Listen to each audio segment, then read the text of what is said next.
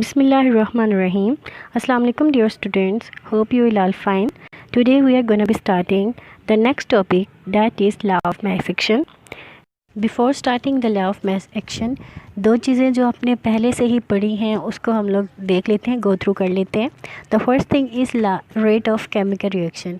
Rate क्या होता है? किसी भी चीज़ की स्पीड को हम लोग रेट कहते हैं, ठीक है.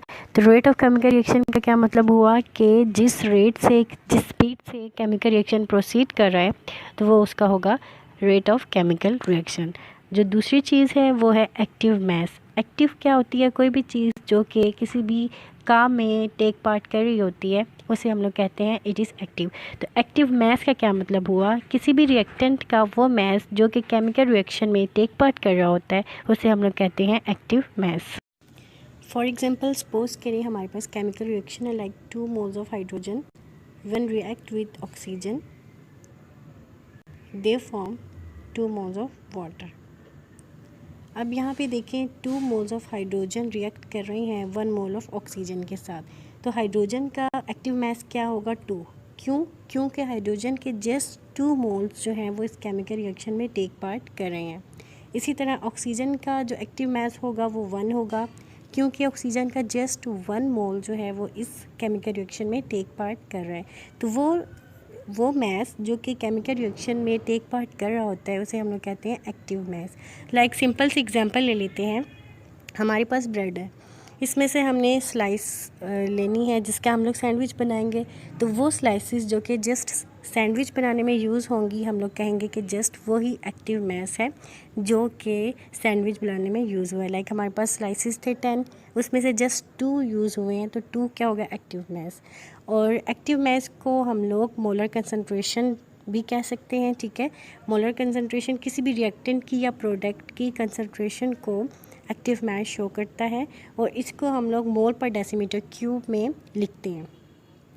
और अगर हम लोग इसको किसी इक्वेशन में लिख रहे हैं तो उसको स्क्वायर ब्रैकेट से शो करते हैं किसी भी रिएक्टेंट या प्रोडक्ट के एक्टिव मैस को. 3 चीज़ें याद करें.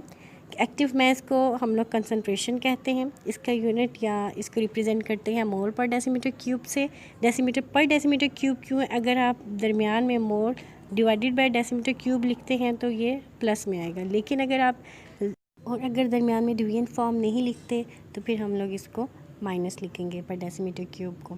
और अगर एक्सप्रेशन में लिख रहे हैं किसी इक्वेशन में तो हम साथ में इसको स्क्वायर ब्रैकेट से शो करते हैं एक्टिव मैस को. इसका मतलब ये है कि उसका हम लोग कंसंट्रेशन बता रहे हैं, molar concentration. Okay, now move toward the next thing, that is the definition. अब डेफिनेशन को देखा जाए तो डेफिनेशन के 2 पार्ट्स हैं. फर्स्ट पार्ट में सब्सटेंस की जस्ट बात की है एंड द सेकंड पार्ट में रिएक्शन की बात की है. तो फर्स्ट पार्ट पे देखें, it states that the rate at which substance react. इसमें कहा है कि वो रेट जिस पे कोई भी सब्सटेंस रिएक्ट करते हैं is directly proportional to its active message. Means कि वो सब्सटेंसेस जो कि केमिकल रिएक्शन में टेक पार्ट कर रही हैं उसकी स्पीड डिपेंड करेगी, डायरेक्टली प्रोपोर्शनल होगी किसके? उन सब्सटेंस के एक्टिव मैसेस के. इसका मतलब ये हुआ कि जितने ज़्यादा मोलर कंसंट्रेशन है सब्सटेंसेस की उतनी ज़्यादा स्पीड है केमिकल रिएक्शन की, क्योंकि इट इज़ डायरेक्टली प्रोपोर्शनल, जो कि इस तरह साइन से डिनोट करेंगे, आगे मैं आपको बताऊँगी.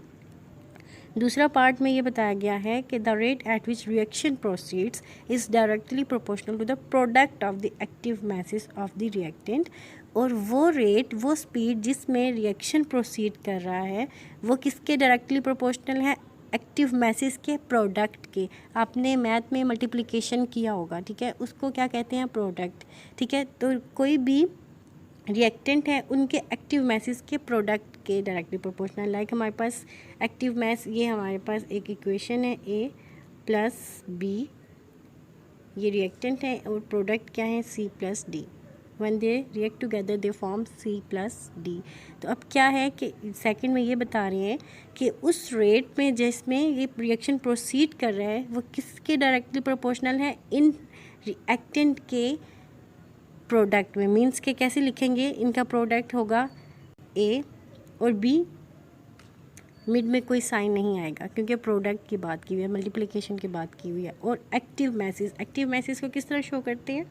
स्क्वायर ब्रैकेट से. तो क्या हुआ कि उस रेट पे जिसमें रिएक्शन प्रोसीड कर रहा है वो रिएक्टेंट के एक्टिव मैसेज के प्रोडक्ट के डायरेक्टली प्रोपोर्शनल होगा।